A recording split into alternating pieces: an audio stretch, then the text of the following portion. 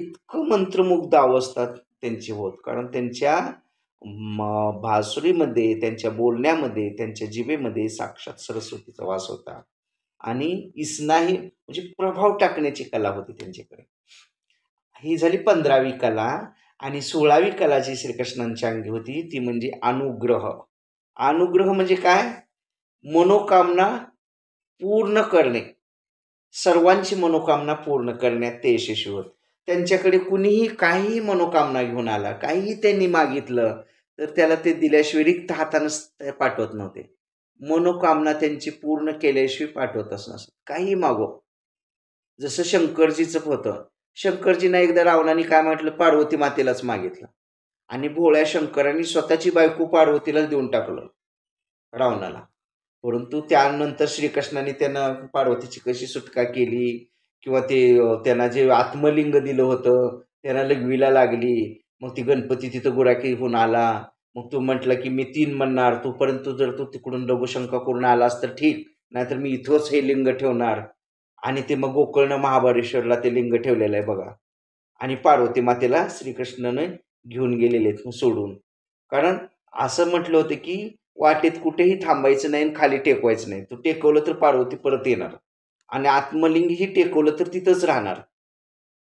आणि रावण सुद्धा शिवभक्त होता, एकदम शिवाचा मोठा उपासक होता. एकदा त्याची मातोश्री सुलोचना वाळूचा महादेव करून पूजत होती. ते त्यांनी पाहिलं आणि ते म्हटले, तुला इतका माझ्यासारखा पराक्रमी एवढा मोठा बलाढ्य वीर पुत्र तुझ्या पोटी असताना तू वाळूचा काय महादेव पूजतेस? मी तुला आत्मलिंगच आणून देतो. म्हणून ते महादेवाकडे गेले होते. आणि त्यांनी एका पायावर उभारून स्वतःची आतडी काढून त्याचं वाद्य बनवून शिवाची प्रार्थना आणि तांडव त्यांनी म्हटलेलं होतं बघा. जटा अथळीस ते तांडव जे आहे, शिव तांडव स्तोत्र हे रावणाने लिहिलेलं आहे. आणि ते तांडव म्हणून श्रीकृष्णांना 12 वर्ष एका पायावर उभारून तपश्चर्या करून महादेव प्रसन्न झाले रावणाची भक्ती पाहून.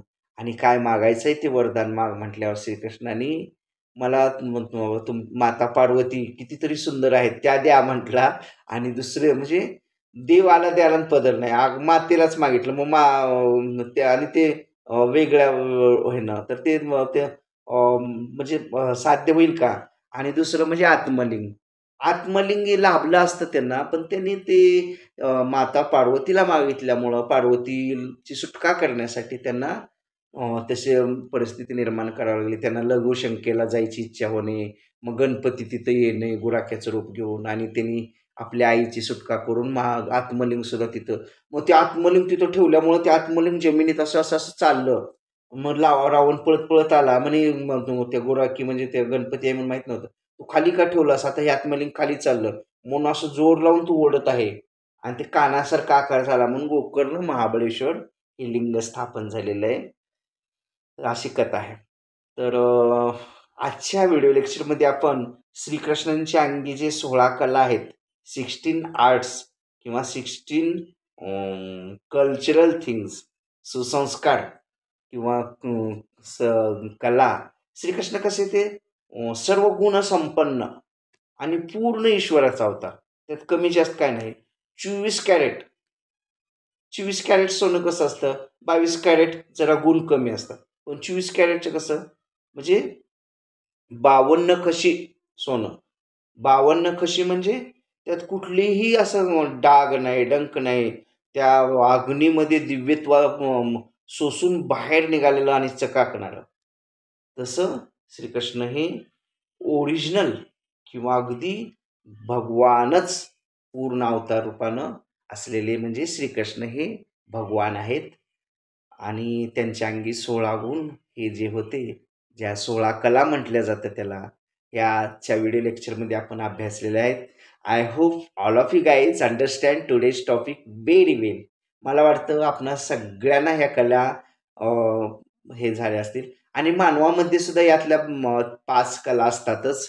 आपण आपल्या कलासुद्धा वाढवू शकतो. अगदी 7-8 पर्यंत सुद्धा आपली मजल जाऊ शकते, आपण जर त्याचा ध्यास घेतला, अनन्य भावानं जर परमेश्वराला शरण गेलं, आपल्यातला जर तिसरा नेत्र आहे, थर्ड आय, तो जागृत झाला, आपण दररोज ध्यान, प्राणायाम, त्राटक, मेडिटेशन केलं, आपण आपली जी इला, पिंगला, सुषुम्ना नाड्या ॲक्टिव्हेट करण्याचा प्रयत्न करून आपल्यातली जर सुषुम्ना नाडी जागृत झाली, तर आपले हे 7 जे चक्र आहेत ते ॲक्टिव्हेट होतात आणि ते ॲक्टिव्हेट झाल्यावर आपल्या अंगी एक कला वाढत जाते आणि आपण सुद्धा देवत्वाकडे, मानवाकडून देवत्वाकडे आपला प्रवास होतो. आपल्याकडे आता ऑलरेडी 5 गुण आहेतच. पण जसे की आज आधी योगी जी आहेत किंवा मोदीजी यांच्या अंगी 8 गुण आहेत.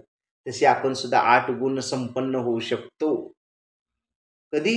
आपल्यातले हे ध्यानधारणा केल्यावर आणि अनन्य भावानं, निर्मळ मनानं आपण परमेश्वराच्या चरणी नतमस्तक झाल्यावर किंवा शरण गेल्यावर.